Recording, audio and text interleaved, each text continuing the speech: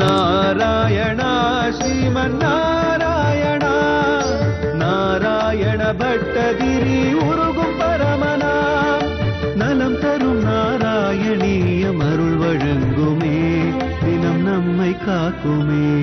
கருடாபரிகாலமே ககம்பிரம் விலசத்கேலி சரோஜ பாணி பத்மம் அசிதோல்லசிதானனம் விபோத்வம் வபுகு ஆவிஷ்குருஷேஸ்ம கர்தமாயா.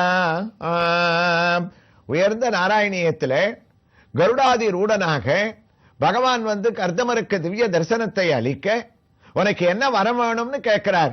கர்தம மகரிஷியம் நான் பண்ண 10,000 வருடம் தவத்திற்கு எனக்கு ஒரு பலன் கிடைக்கணும்னு சொன்னால் அழகாக உத்தமமான ஒரு அனுகூலமான ஒரு பத்னியா எனக்கு நீ கொடுக்கணும்.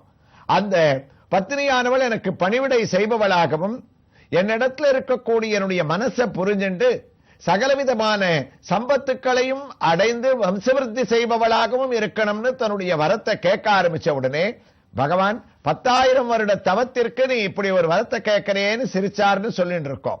அப்ப கர்தமர் சொன்னாராம், பிரதிகூலமான ஒரு பத்னி இருக்கிறவாளுக்கு தான் இப்ப நான் கேட்ட வரத்தோட ஒரு பெரிய ஒரு பெருமையானது தெரியும். அதனால எனக்கு அந்த ஒரு செல்வத்தை நீ கொடுத்துட்டேன்னு சொன்னால் எனக்கு எந்த விதமான ஒரு கஷ்டமும் கிடையாதுன்னு சொல்ல பகவானும் நான் அனுக்கிரகம் பண்றேன்னு ஆரம்பிக்கிறார். அவர் என்ன அனுக்கிரகம் பண்றார்? இவரிடத்துல அவர் கருடன் பேர்லேந்து வந்து இவர் கேட்ட வரத்துக்கு சொன்ன வந்தது என்னன்றத அடுத்த ஸ்லோகத்துல நாராயண பட்டத்திரியானவர் தொடர ஆரம்பிக்கிறாராம். இந்த ஸ்லோகத்தை முடிக்கிறார். இந்த 14வது தசகத்தினுடைய 3வது ஸ்லோகத்தினுடைய தமிழ் பாசுரத்தை நம்ம பார்த்தோம்னா, கருடன் மேல் எழுந்திருந்து கார்மேகம் தன்னை போல் திருமுகமும் உருவம் தன்னை தாமரை கைகளோடு உருவலர் கர்தமர்க்கே காட்டினை உலகமொய்ய பெருமை பெருமை தன்னை பேதையே பேசலன்றாம். தன்னுடைய முழு பிரபாவத்தையும் காமிச்சேன்னு சொல்லி இந்த ஸ்லோகத்தை முடிச்ச பட்டத்ரி அடுத்த ஸ்லோகத்தை ஆரம்பிப்பதற்கு தயாராகிறார். அந்த ஸ்லோகத்துல தான் இவர் கேட்ட வரத்துக்கு பகவான் என்ன ஒரு வரங்களை அளிச்சார், அதை எந்த ஒரு விதத்தில் அவர் கொடுத்தார்னு சொல்ல போறார். அதை ஆரம்பிப்பதற்கு பட்டத்ரி தயாராகட்டும். அதுக்குள்ளே நாம் இப்போது தரிசித்துக் கொண்டிருக்கக்கூடிய திருக்கோயில் ஸ்ரீ கமலவல்லி நாயிகா சமேத கரியமாணிக்க பெருமாள் திருக்கோயில் அமைந்திருக்கக்கூடிய இடம் போந்தவாக்கம் கிராமம். திருவள்ளூரில் இருந்து ஊத்துக்கோட்டை செல்லக்கூடிய மார்க்கத்திலே அமைந்திருக்கக்கூடிய இந்த திருக்கோயிலில் நாம் அனைத்து சன்னதிகளுடைய தரிசனத்தையும் அடைந்து விமானத்தையும் தரிசித்துவிட்டு உற்சவமூர்த்தியான கரியமாணிக்க பெருமாள் ஸ்ரீனிவாசனுடைய திவ்ய தரிசனத்தோடு நாம் அங்கே அழகாக தாயாரை தரிசிப்பதற்காக தயாராகின்றோம். இங்கு நமக்கு மூலவரை படமெடுப்பதற்கு அனுமதி இல்லாவிட்டாலும் இதோ இப்போது தரிசித்துக் கொண்டிருக்கக்கூடிய மூலவருடைய படத்தின்படி இங்கு மூலவர் கரியமாணிக்கராக கரிய உருவத்திலே நின்ற திருக்கோலத்திலே சங்கு சக்கரங்களைத்தான் சார்த்திக் கொண்டு இருபுறமும் ஸ்ரீதேவி பூதேவி நாச்சியார் அழகாக நின்ற திருக்கோலத்திலே நமக்கு காட்சியை அளிக்க இதே ஒரு பாவத்திலே இங்கு மூலவர் எழுந்தருளி இருக்கின்றார். அவருடைய தாயார் கமலவல்லி தாயார், தாமரை பூவின் மேல் வீற்றிருக்கக்கூடியவள் என்று அழகான ஒரு திருநாமம் தனி சன்னதியாக இங்கு கோயில் கொண்டிருக்கக்கூடிய கமலவல்லி தாயார் இதோ அமர்ந்த திருக்கோலத்திலே கண்களை அகல திறந்து கொண்டு நமக்கு அழகான திவ்ய காட்சியை உத்தமமான ஒரு வெள்ளிக்கிழமையிலே நாம் அடைவது நாராயணியத்திலே நாம் செய்த ஒரு பெரிய பாக்கியம். ஆக தாயாருடைய சௌந்தர்யம் அங்கம் கரே புலகபூஷணம் ஆஷ்டயந்தி என்று நம்மை புலகாங்கிதமடைய வைக்கின்றது. உயர்ந்த கிரீடத்தை தான் சார்த்திக் கொண்டு தன்னுடைய திருமுக மண்டலத்திலே புல்லாக்கு கல்பதித்த மூக்குத்தி அழகாக இரு கைகளிலேயும் தாமரை புஷ்பத்தை தான் தாங்கிக் கொண்டு மகாவிஷ்ணுவான ஸ்ரீனிவாசனுடைய மார்பிலே உரையக்கூடியவள் நான். ஆனால் அலர்மேல் மங்கை உரைமார்பன் என்ற அவனுக்கு பெயர்.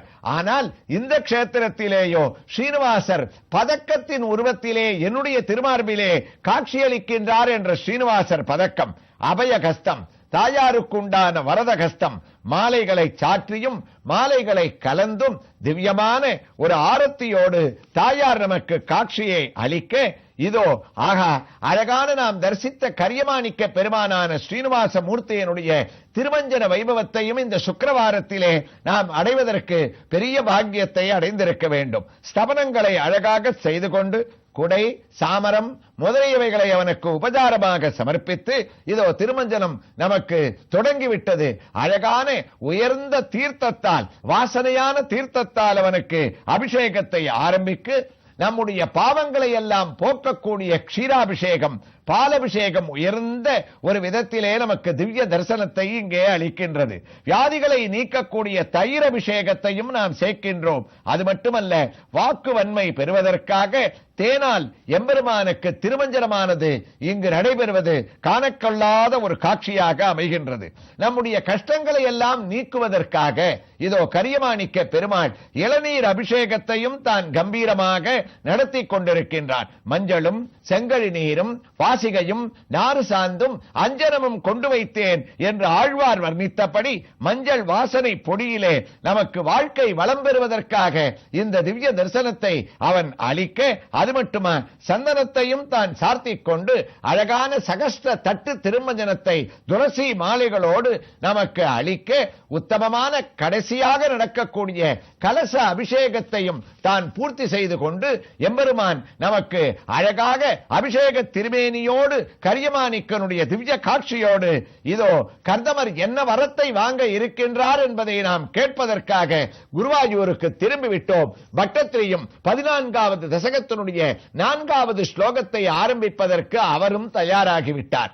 கிருஷ்ணா ஸ்துவதே புலகாவிருதாய தஸ்மை மனுபுத்ரியோ தயிதம் நவாபி புத்ரிகே கபிலம் ச சுதம் ஸ்வமேவ பஸ்யாத் ஸ்வகதியோ சாப்யனுகிருஹ்ய நிர்கதோ பூக்.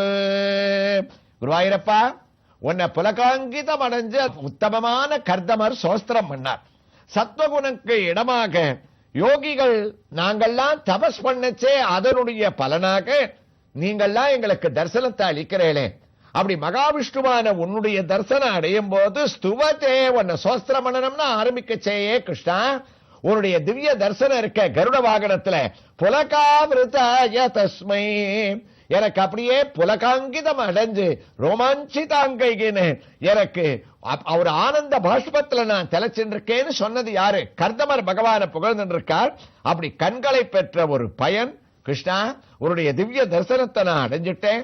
ஞானத்தினுடைய சுக துக்கங்கள்ல இருந்து என்ன அழிக்கக்கூடிய நீ மாயையினால உலகத்தை உண்டு பண்ணக்கூடிய சாட்சாத் மகாவிஷ்ணு யாரோ, யார் வரங்களை அல்பமான வரங்களை மனிதர்கள் கோரினா கூட அவளுக்கு சர்வ அபிஷ்டங்களையும் அளிக்கிறாரோ, அப்படிப்பட்ட உன்னை திரும்ப திரும்ப நமஸ்காரம் பண்ணி கர்தமன நான் பண்ணக்கூடிய ஒரே ஒரு பிரார்த்தனை, ஜுஷ்டோபதாத்யா கில சத்வராசேகே சாம்சித்யமக்ஷ்ணோ தவ தர்சனன்னக யத்தர்சனம் ஜன்ம பிரீட்ய சத்விகே ஆசாசதே யோகின ரூட யோகாக நமாம்யபீஷ்ணோ நமனீய பாதே சரோஜமல் பீயசி காம வருஷம்.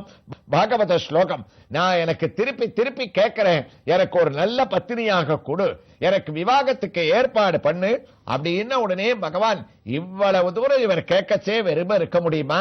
அடுத்த க்ஷணமே குருவாயூரப்பா நீ அவருக்கு அனுகிரகம் பண்ண. என்ன அனுகிரகம் பண்ண தெரியுமா? மனுபுத்ரியோ தயிதம் நவாபி புத்ரிகே. கர்தமா கவலைப்படாத, உலகத்தை எல்லாம் படைக்கக்கூடிய மனு மகாராஜா சதரூபை தம்பதிகளுடைய ஒரு புத்திரி தேவகூத்தின்னு இருக்கா. அந்த தேவகூதிக்கு இன்னும் கல்யாணம் ஆகல. அவளே நீ கோரிய வரத்தின்படி உனக்கு ஒரு உத்தமமான ஒரு மனைவியாக அமைவான உடனே கர்தமர் சிலுத்து போயிட்டாராம். கிருஷ்ணா, என்னப்பா இது, இந்த வம்பே வேண்டாம். பெரிய மகாராஜா மனு சகல சுகங்கள்ல வளர்ந்தவள், அவளை போய் என்ன மனைவியா ஏத்துக்க சொல்றியே, அவளுக்கு என்னால பணிவிட பண்ணிட்டு ஆசிரமத்தினுடைய வாழ்க்கைக்கு தகுந்தாற்போல் தன்னுடைய சூழ்நிலையை அமைச்சிக்க முடியுமான்னு இவருக்கு பயம். அப்ப குருவாயூரப்பனான நீ என்ன சொன்ன? கவலையே படாத, பிரம்மாவனுடைய பிள்ளையும் சத்கர்மங்களை செய்யக்கூடியவனும் 7 சமுத்திரத்துக்கு உட்பட்ட பூமியை ஆள்பவனாக இருந்தா கூட மனு அந்த பொண்ணை நல்லபடியா வளர்த்திருக்கான். பரம தர்மிஷ்ட அந்த தேவகூதிய மனைவியா அடைவதற்கு நீ புண்ணியத்தை பண்ணியிருக்கணும். நீ கவலையே பட வேண்டாம். நாரதர் மூலமாக அந்த மகாராஜாவுக்கு மகாவிஷ்ணுவான நான் சமாச்சாரத்தை அனுப்புறேன். அவர் நாரதர் சொல்றதை கேட்டு கூடிய சீக்கிரமே ஒரு 2 நாள்ல தன்னுடைய பொன்னான தேவகூதிய மனைவியான சதரூபையோட அழிச்சுட்டு உன்னுடைய ஆசிரமத்துல உனக்கு கன்னிகாதானம் பண்ணி கொடுப்பான், எந்த விதமான ஒரு கவலையும் வேண்டாம்னு கபிலம் சுதம் ஸ்வமேவ பశ్చాத் ஸ்வகத்யோ சாப்யனுக்ரக நிர்கதோ பூகு. குருவாயூரப்பா, அவர் கேட்டது நல்ல மனைவியை கேட்டார், அதை நீ கொடுத்துட்ட.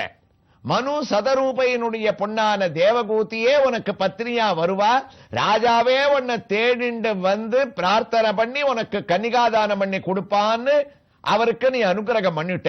அதான் அவர் கேட்டது, நீ கொடுத்து அவர் அடைஞ்சது, அடைய வேண்டியது. ஆனா உன்னுடைய கருணை இருக்க, அதுக்கு மேலேயே அந்த கர்தமருக்கு நீ ஒரு அனுகிரகத்தை உண்டு பண்ண. அது என்ன அனுகிரகம்? கர்தம மகரிஷே, நீங்க பண்ண தபசுக்காக தேவகூதி உங்களுக்கு மனைவியா வருவான்றது மாத்திரம் இல்ல, பல ஆயிரம் வருடங்கள் நீ தபஸ் பண்ணி அந்த தபஸுனுடைய முடிவில் கர்தமர் தேவகூதியான உங்களுக்கு, திவ்ய தம்பதிகளுக்கு உயர்ந்த 9 கன்னிகைகள், 9 பெண்கள் பிறப்பார்கள்.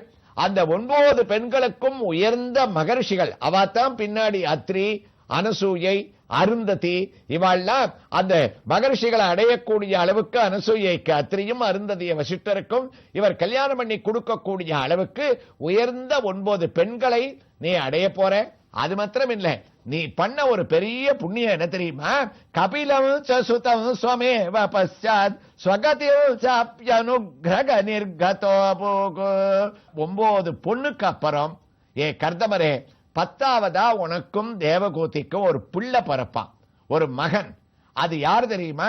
வேற யாரும் இல்லப்பா, மகாவிஷ்ணுவான நானே கபில வாசுதேவன் என்ற ஒரு திருநாமத்தோட நீ பண்ண ஒரு தபசுக்காகவும் தேவகூதியினுடைய பர்த்ரு சிசுஷன்றதுக்காக அவ உனக்கு பண்ணக்கூடிய பணிவிட இருக்க, அதுக்கு அகமகிழ்ந்து மகாவிஷ்ணுவான நானே உங்களுக்கு பிள்ளையா பிறப்பேன், அப்படிப்பட்ட ஒரு பாக்கியத்தை அடைவேன் இவர் சொன்னதை செவ்வை சூடுவார் தமிழ் பாகவதத்தில் அழகா சொல்றார். சிந்துனுள் துளித்தேரல்வாய் மடுத்தலி சிலம்பும் அல்தல் கோதையில் இளந்தளிர் புறையும் அவ்வயிற்று தோன்றுவோம் என்று செவ்வாய் மலர் தருளி பைந்துழாய் புனை பரம்பொருளால் ஆவல் படல்.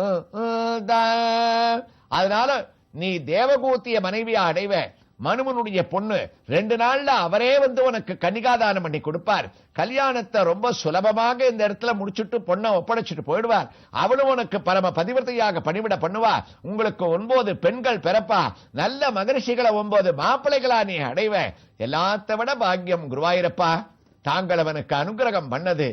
நீங்களே கர்தமர் தேவகூதிக்கு கபில வாசுதேவனாக பிள்ளையாக பிறப்பேன்னு சொன்னேராமேன்னு சொல்லி இந்த ஸ்லோகத்தை முடிக்கிறார்.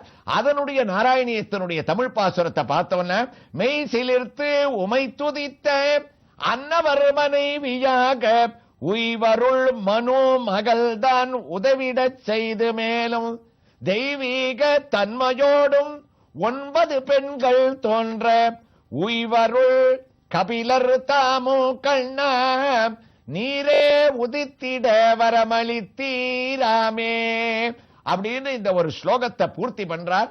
அடுத்த ஸ்லோகத்தை அவர் எவ்வாறு ஆரம்பிக்கிறார் என்ற ஒரு வைபவங்களை நாம் இப்போது தரிசித்துக் கொண்டிருக்கக்கூடிய கரியமாணிக்க பெருமாள் திருக்கோயிலில் உற்சவமூர்த்தியினுடைய திவ்ய ஆரத்தியோடு இவரிடமிருந்து விடை பெற்றுக் கொண்டு அடுத்த ஒரு ஸ்ரீகிருஷ்ணனுடைய தரிசனத்தோடு தொடர்ந்து நாராயணியத்தை கேட்கலாம். கிருஷ்ணாய துப்யம் நமகா.